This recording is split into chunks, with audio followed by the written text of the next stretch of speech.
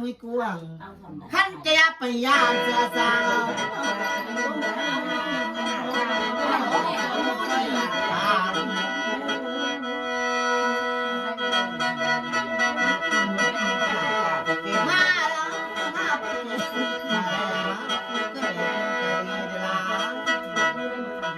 พันวลิกากากระราเจ้าตาเป็น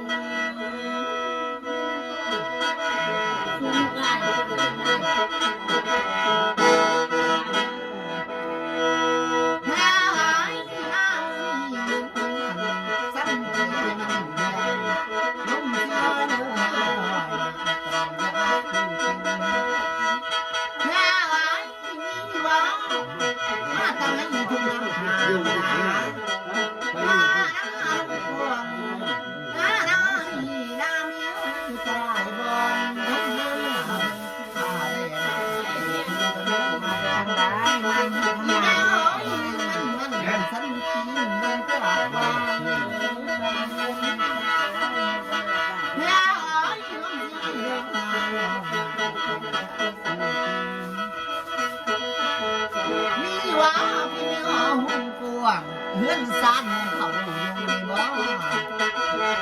เยือนหน้ามันสั้นขี้ในแม่เมียแพ้อ้อยลงซื้อเดินมาหน่อย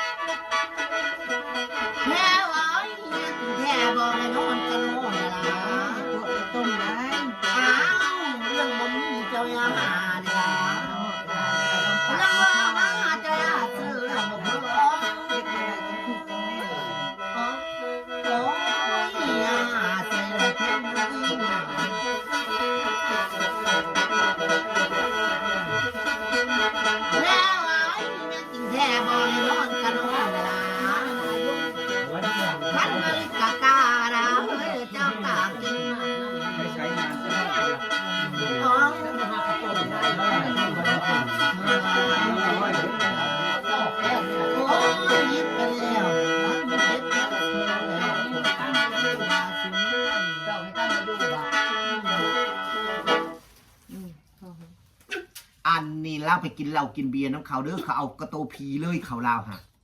กระโตผีเขาลาวเลยเราไปกินอยู่ใส่เถอะเรากินอยู่สายบาทนี่กินมองเราไปปีใหม่พอละเราไปทางไรสาไทยไทยเนี่ยนะไทยแล้วก็เป็นมาแต่พลเลยแม่น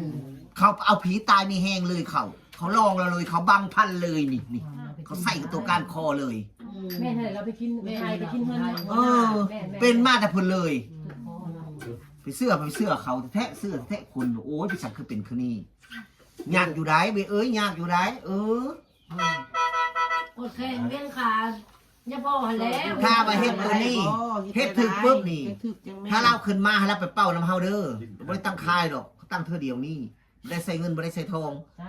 ถอดออกเลยแล้วก็จบถอดออกเลยแล้วก็จบนี่ค่ะ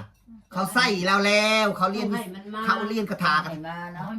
ให้เรามาเลยยาวแล้วให้เรามาแล้วก็เป็นเป้าน้ำเฮานี่ไงเขาสิถอดออกหมดแล้วก็ให้มันเศร้าก็คือเศร้าไปเลยอันนี้คนเอาพีตายมีแห้งเข่าเล่าโดยตรงเลยอันนี้ฮะ ธรรมดาคนนี้บ่ได้มักเหล้ามักยาบ่ได้กินเหล้า เฮ็ดจังได๋ยังไปโดนลูกหลงเขาไปที่ ส่วนบ่ฮู้เพิ่นเว้าเนาะ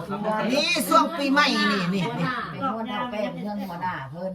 เขาใส่แล้วนี่เขาใส่เพิ่นแล้วนี่ฮะแบบแจ๋วๆเลยแหละเขาใส่สิเขาสิเอาเพิ่นแล้วนี่ฮะเขาเล่นกับผีพร้อมเก็บนี่พลิกไปนี่ก็บ่ได้คือคอสิหักนี่ แม่ โอ้ยแม่ เขาบังพันเราเลยบังพันโดยตรงเลยค่ะ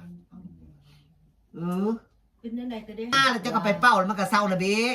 สิเก่งแต่มันเฉพาะ เขายังบอกอยู่ว่าต้องให้มา โลดยาวแล้วก็มาโลดไปเป้าเขาก็บ่ได้ให้ใส่ค่ายใส่เคยไปสั่งล่ะ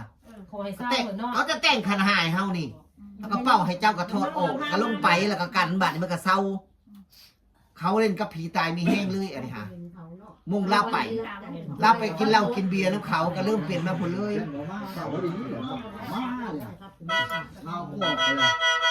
กินมา อันนาฬิกากากัน